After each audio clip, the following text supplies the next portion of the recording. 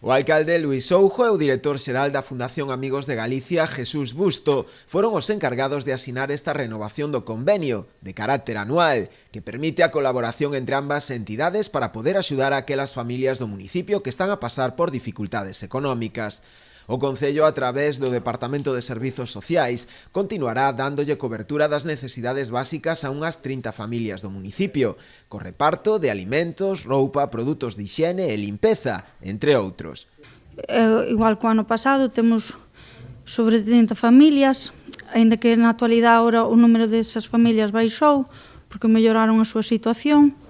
pero como é unha axuda que hai todo ao largo do ano, pois ampliamos hasta 30 familias, que por ahora foi o tope que tivemos hasta agora. A nós un tema que nos preocupa de unha maneira especial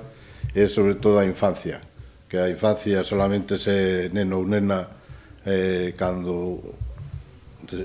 nese período desos anos que teña cobertas as súas necesidades básicas. A alimentación, de logo, é unha, pero depois a outra, que é o direito á educación, que son os direitos dos nenos. Eso hai que, entre todos, temos que fazer unha sociedade mellor e que esos nenos e nenas non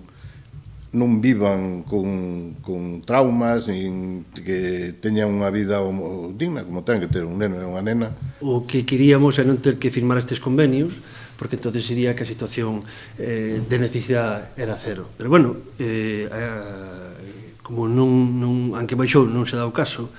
pois o que queremos dentro do Concello de Portodosón é máis dende o Departamento de Servicios Sociales